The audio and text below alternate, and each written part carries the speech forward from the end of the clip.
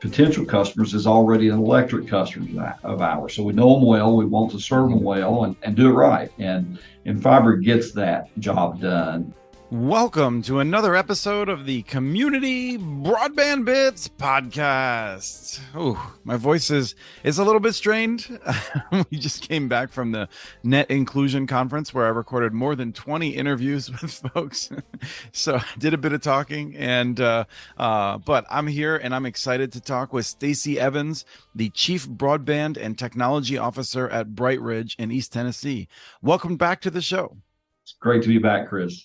Yeah, it's wonderful to be talking to you. And the event I was just at, this digital equity event, Net Inclusion, I believe it's been announced that it will be in East Tennessee next year in Chattanooga. Hopefully, I was just thinking this morning, I was wondering if I can get some extra time and maybe I'd love to come up and see you, the folks in Morristown. You know, like there's a bunch of folks up there that are doing great work, and maybe we can make that happen. So that would be great. We got a year to plan it. So let's start by you telling me, what is BrightRidge?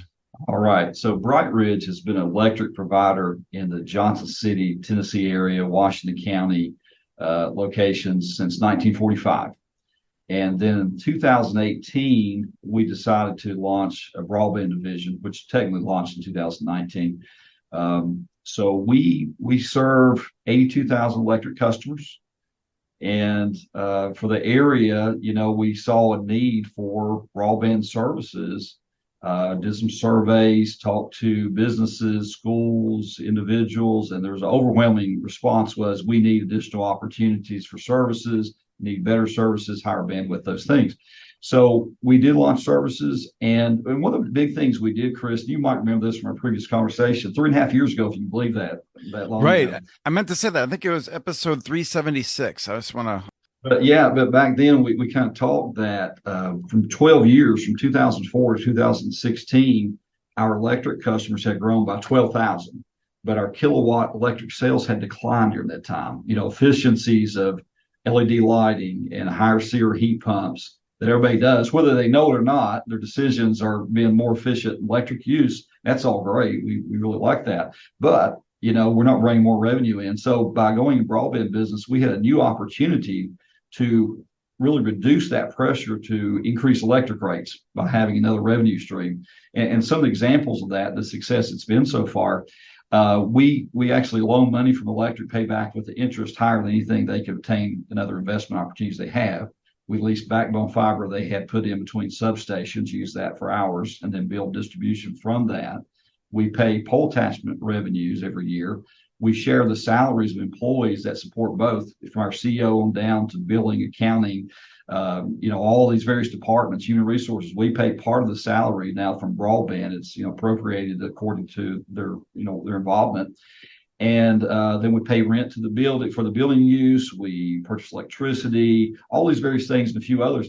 But in our first review of this in 2021 fiscal year, we were $2.5 million benefit to electric, 2.6 this previous year, and that will grow every year. So basically our plan is working. That's a great thing, right?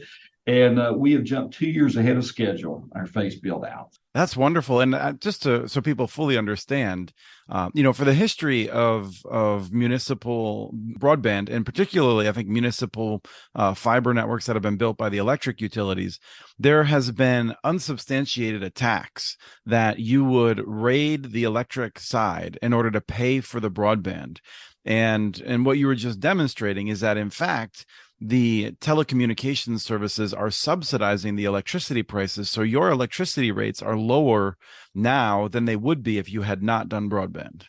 That is absolutely true. And over time, as we start paying more of our debt off, that money will grow, especially, you know, as we finish our build and you've got more revenue coming in and so forth. So the picture just gets brighter every year, which is great. Yes. And our previous conversation was episode 374. So I'm sure 376 was good too, but 374 is when you and I were talking. Okay. All right. And so when you talked previously, you were a little bit early into the build out. So you're now 2 years ahead of schedule. Tell us where you are with building the network out. Yeah, I was looking back, like you talked, we spoke on September 11th, 2019. We had 38 businesses connected with fiber. and 210 homes. We just got started. So That's right. very, very early on, just building out. Well, in January, we went past 10,000 homes and businesses connected. And actually, 1,000 of those are businesses, to give you an idea of that. So a good take rate there. We expect to hit 11,000 next month. So our growth is tremendous. We're adding 100 and some customers every week. Interest is good. We launched with symmetrical services for all residential products. We launched with a 200 meg, a 500, a 1 gig, and a 10 gig. So we were the first to launch in the country, said any customer has our fiber service can have 10 gig. We built it that way. And we've changed a little bit, and that 200 became 300, and 300 and the 500 became 600, but all the rest stayed the same. We lowered the price on the 1 gig from $300 down to $149.99 to make it very attractive. And it was really interesting. There was an article in the Wall Street Journal just a couple months ago talking about Johnson City being a destination people are moving to telecommute, do the jobs from home, move them out of state and so forth to here. And one of the big things that the real estate person said was the main reason they're moving here is the access to broadband. Who would have ever thought about that some years ago, what kind of difference that makes? So it's tremendous to see that and see the interest in the products that we've got.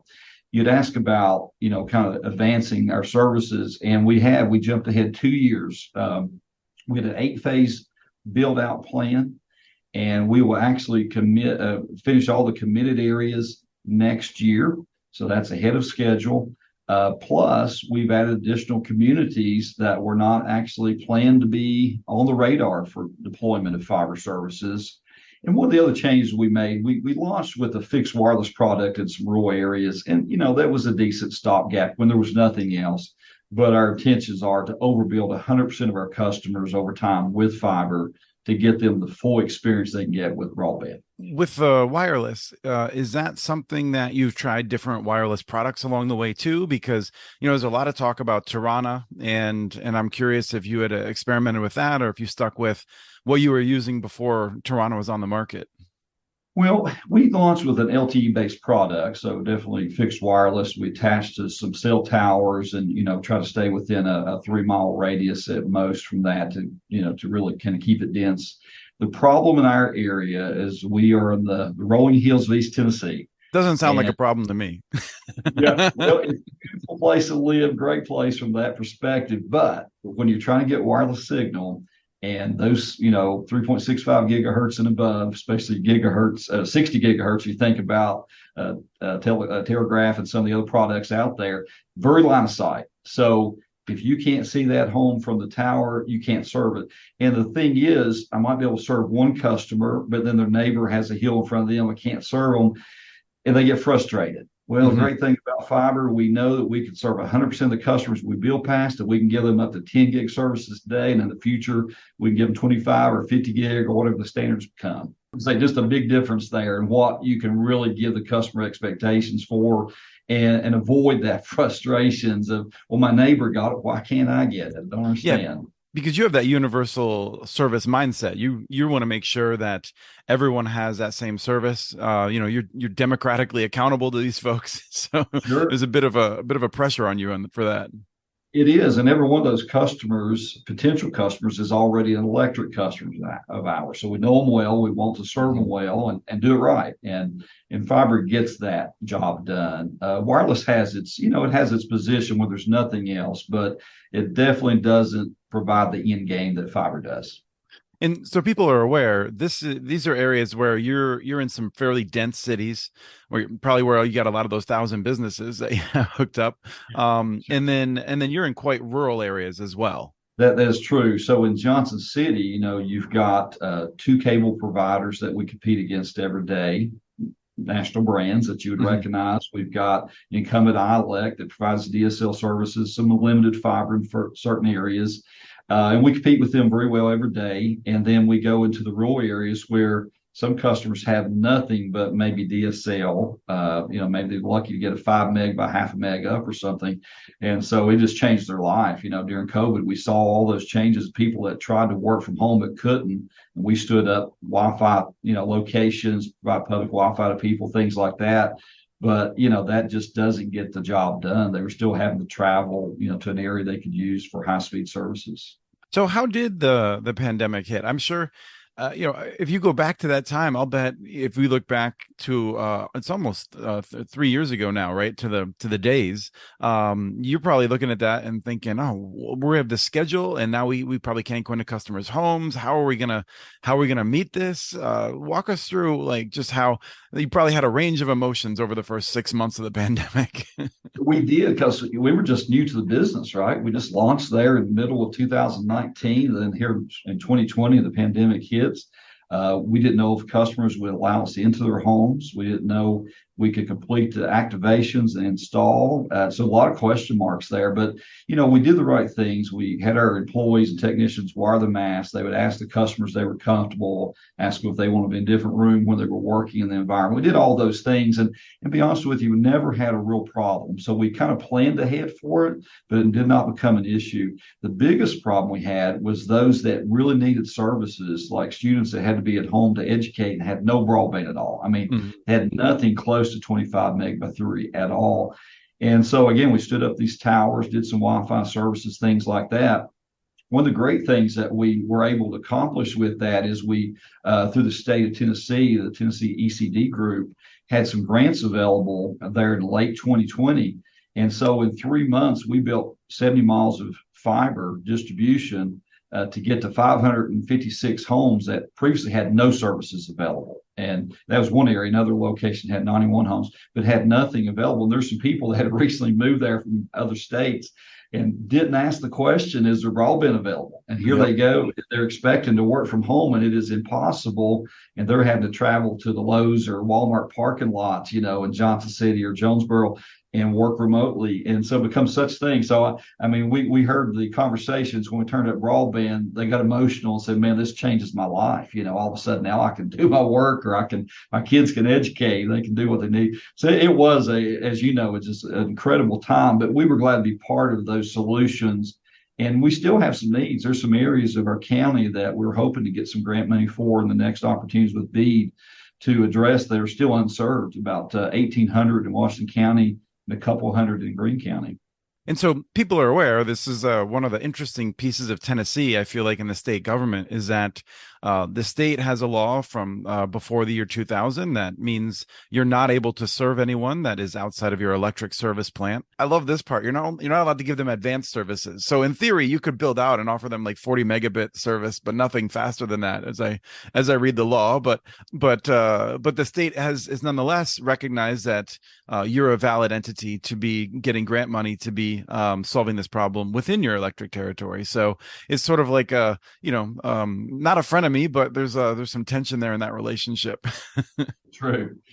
So in the state of Tennessee, I mean, I think this is remarkable. You got Knoxville going on. You got Irwin. The BVU in Tennessee has been going strong forever. You have Chattanooga. And then Lenore City, I think, is in that region as well. There's a lot of investment from the cities and the municipal electrics to make this happen. There really is. And then just recently, Greenville Light and Power, or Greenville Energy Authority now, they have decided to launch business. So that'll be happening in the next several months. So that's our neighbors. And the great thing is we've been able to work with these neighbors, Irwin and Morristown, some of the others, to collaborate to get some large pipes to the co-location centers in Ashburn, Virginia, where 70% of the world's internet goes through. Also at Marietta Street in Atlanta, Georgia. So peering at those locations, cutting down on the latency on the traffic itself, obtaining bandwidth at a lower cost point, and we're sharing those opportunities with these others. So everybody wins. It reduces our cost to be there. It saves them money on services. So we like to try to be that, a good local regional partner to work with all these entities. I didn't prepare you for this, but it sort of pops into my head. When I look at places across the United States, there's often tension between different towns. They don't want to work together on different things. Everywhere. And then we often find that broadband is an area where they're more willing to work together, but still sometimes there's really, I don't know if it's like an old high school rivalry or what, but there's real tension sometimes where they don't want to work together. But in Tennessee, it feels like y'all work together pretty well. Is there something that makes that happen? I'm not sure really what the camaraderie is, but you're right. We have a great relationship with all those entities. During COVID, supply chain obviously impacted everybody.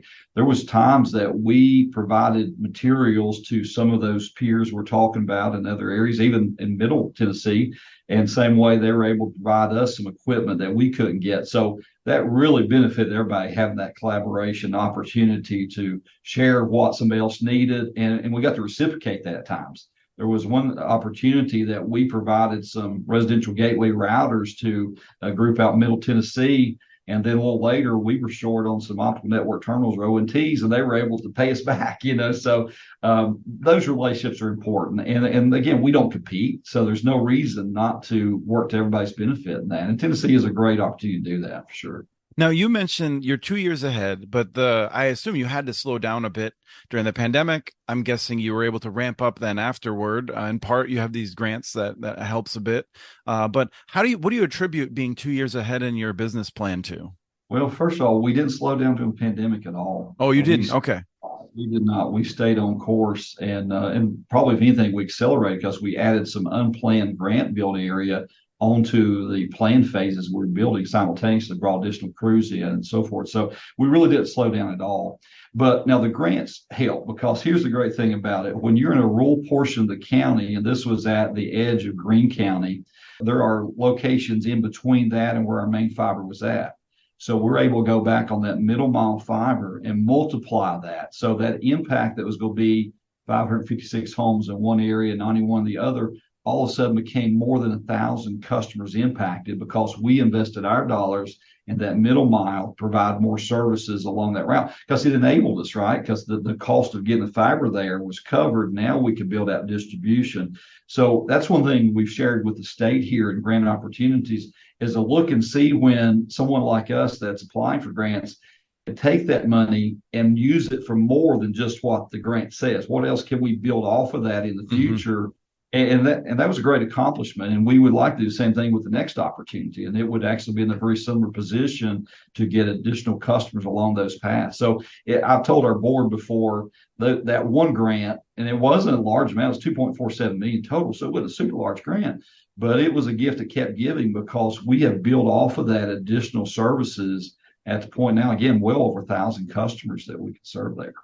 And I think people should probably be aware, and you could tell me if I'm totally wrong about this, but I would imagine that you could have done that grant and you could have saved yourself money if you were only interested in maximizing revenue by probably using some long haul fiber, but instead you invested in a distribution system in which you would be able to break that out in the future. Because I'm sure that putting those breakout points increased your cost of building to those more rural homes. It did. And, if you look at those rural areas, if you're looking at the cost per passing, it is inflated. Sometimes it can be 5 times the typical cost of passing a customer in an urban area. So if you're looking at pure economics, it's not the first place you're going, but the grant matching allows you to get there and again, accelerate the other growth in between as well. So that was one thing. It did make a difference. We also worked with the city of Johnson City. And we looked at a study and found out that one of the areas that really needed broadband was much later in our phases. And it wasn't by any particular reason other than that was the way the design was set up from when we started. But we looked at that and said, this is the highest concentration of poverty area in our service locations. Can we pull that forward? And the city was willing to put $2.3 million worth of ARPA money to match us to help do that in advance. So some of those things really just pull things forward to help us get that completed early. And then through the ACP program provides $30 credit a month. And then we also launched a 100 meg product just for those customers that would, make it a zero cost to them out of pocket per month. And so this really meets a need and we hope can impact that entire area because not only do we see high poverty, we saw studies that we partnered with some groups to look at that found that educational challenges were higher in those areas because they didn't have broadband access. They couldn't do their homework at home. So, that's in the metro part of Johnson City. That's not out in the county. So they had broadband, but they couldn't afford it. They didn't have it available. So these combination of things have really helped that area. And we're actually just a couple of weeks away from finishing that build that helped accelerate that. The other thing that we've done too is if we definitely got an area finished early, we would look at opportunity. Can we add something onto that with the same money? And efficiency is part of it. So I'll give kudos to our engineering team that's all on site, our own staff, and the guys are building it. They look at every opportunity. How can I pass more customers for the same amount of money? Is there a way I can get a different route here? Is there some way I could pass it? So we looked at all those things, and just through efficiencies, through the grants, through all the things we're doing, partnering with the city has really helped us accelerate that. And now we're planning on adding another community in Colonial Heights. They are part of Kingsport area to the list that wasn't planned to be fiber. So now that's added, and some other parts of the county that weren't on the radar as well. So you have 82,000 electric customers. Do you have a sense of about how many, without receiving additional grant funds, you're going to be able to pass with fiber?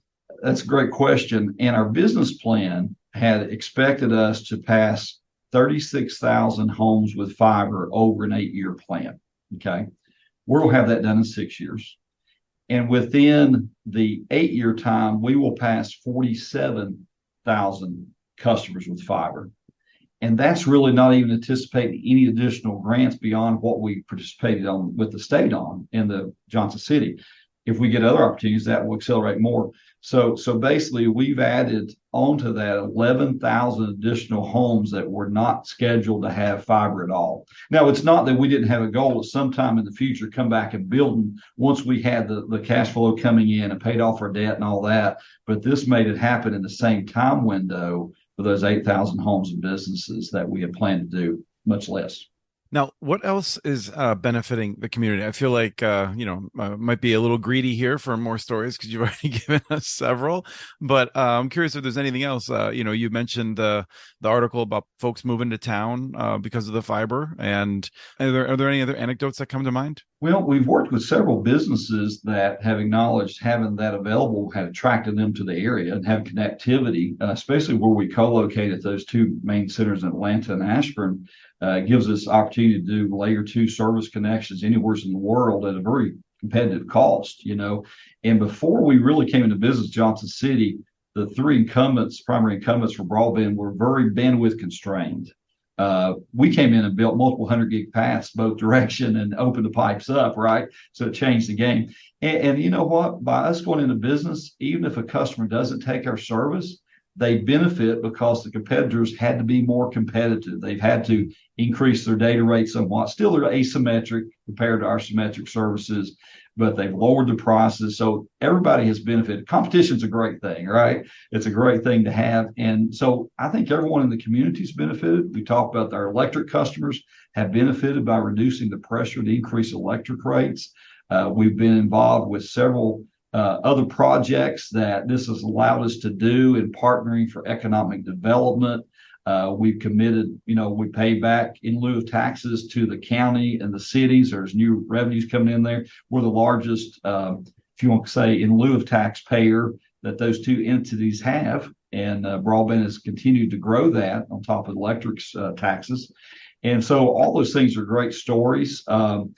Again, we've seen tremendous growth in the region, construction left and right. And every time we have someone building a new subdivision, the first thing that comes, how quickly can you get fiber in there? And of course, they're all underground, so you got to plan for that. So that's one of the things in our budgeting we have to really allocate for is these unexpected growths. We know where our phases are at, but when they pop up, 300 more homes here in the area that didn't exist before.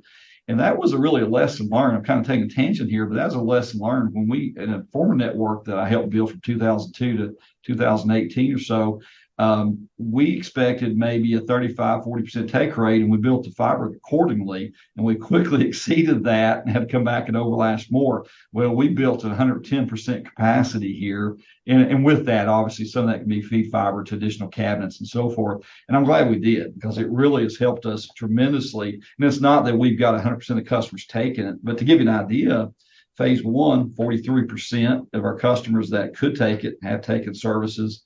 41% in our second phase, 40% in our third phase, and 25% in the fourth phase that just finished last June. So our growth has been great. We got a great team. We really see word of mouth being a big part of our sales. Actually, 17% of our sales every week come from people referring their neighbors, say, hey, this is a great service you should look at. So we're very pleased with that. When it helps sell itself, that's a great thing to have. We do rely on door-to-door salespeople. We have found that you really got to be in front of the customer to show them the difference, explain things to them. Everybody's not technical. Most people don't understand the difference between symmetrical services where the download and upload are equal versus asymmetric, that the incumbent providers don't tell you that, Right. okay, you get meg down, but it's only 5 or 10 up. They don't tell you the 5 or 10 limitation, right? So educating customers is a big part of what we do, and it really raises the game for them and understand what they can do. And I remember back in 2018, we had some public hearings for the community, tell them what we're planning on doing, getting opinions, all those things. And I told them at that time, some PowerPoints we did, I said, the internet in the past years has been a pull technology. You looked at a website, you pull data down, you downloaded things. But I said it's flipping on its head. You're becoming the content creator. You're creating the videos, they're getting stored in the cloud. You're creating the photos, are getting uploaded, all those various things. And we're seeing that, right? Upload becomes critically important, and especially when you're talking about people working from home, telecommuting, remote education, telehealth services, all those various activities. There's a couple of things I want to pull out from there to emphasize for folks. So when you're talking about the in lieu of taxes, and my wife and I argue about whether we should abbreviate a pilot for payments in lieu of taxes, or she prefers ILOT for just in lieu of taxes. Opinions vary across the finance professionals of the United States. But that's money. That's taxpayer dollars that you're offsetting. And so people don't always appreciate that these municipal electric utilities, they generate revenue. Now you're generating more revenue, and you make these payments to the city. That allows the city to do more without having to increase the tax burden on the local businesses or the residents. And that's pretty important. It really does. It's incredible how much we pay. So we give you just a quick idea. In the last 5 years, BrightRidge has paid $28 million in lieu of taxes to local government. Yeah, that's a big number. Each year we write a check to Johnson City for $4.4 million and to the county for $1.3 million. So again, you're right. Those are monies that come back to the region. And that's the nice thing about being a municipal or, an energy authority, is that revenues that come in, they don't go to some NFL city and stockholders. It stays in this community. And once our 8 phases are built out, it continues to stay here to build to customers that may live in the rural parks, that maybe are overlooked by a grant, or maybe they don't have sufficient services that we can extend services to. So really it opens up a lot of things in the future that's going to benefit customers that we probably can't even tap right now to think about. Right. And as you just detailed a few minutes ago as well, the people that are in between the areas that are served by grants are getting served by that. Now, when you mention the new subdivisions and things like that, I think people need to appreciate that when you're going to do this big build over 8 years, as you have it planned, you borrow a certain amount of money. And we all think, oh, new subdivision, great. There's a lower cost to building to a subdivision than to a neighborhood that's already been built up. But there's still a cost associated to it. And so you got to find on the order of, I'm sure, more than $1,000 per home that, sure, you're going to have a good return on that. But you have a cash flow situation where you have to get equipment on the side of the house and in the ground. And so that can be a real challenge. You're exactly right. And typically your numbers are really close there. I mean, you talk about the passing build, talk about the electronics to enable the customer once they activate services. The labor in both of those is the biggest component, really, to be honest, whether it be construction, fiber, activating the customer, turning up, all those things they do. It's costly, and you're making that investment there, anticipating, a good take rate. And the great thing is we've seen that. We've seen the customers really, appreciate the difference in the products and raising that bar for everyone else. And I'm so glad we were able to launch with 10 gig services. And was it that everybody needed it? Absolutely not. But it made it available to those that did. And it attracted people to the community that otherwise Johnson City may not have been on the radar to move here. And we saw a big influx and continue to see that of people moving to the locations. I mean, those electronics, you're hopefully not going to touch them in 5 years, for more than 5 years. And in 5 years, who knows? You might have more people that are using that. When if I had it available here, I'll admit I probably would not get more than a gigabit right now. But as soon as we see like consumer grade gear that is affordable to move 10 gigs, like I'd probably be getting it because I'm doing some of that stuff. I'm pushing video up into the cloud, and it turns around. If I'm trying to move 300 gigabytes of information to a client or to someone that I'm working with, a vendor, so that they can turn our raw footage into a cool video, I don't want that to take all night. Oh, you're exactly right. And when we first launched it, we knew that businesses would be the main user, and they were. That's absolutely the case there. But to make it available that any residential customer could take it, and they did, we started seeing it grow, especially as we reduced that rate to make it more affordable. I think we're the lowest 10 gig symmetric residential service in the country at less than $150. So, but it's not, when you think about what people have paid before for their entertainment costs and all those things per month, $150 is not that big of a push. Plus, layer on your third-party streaming video services, not that terrible.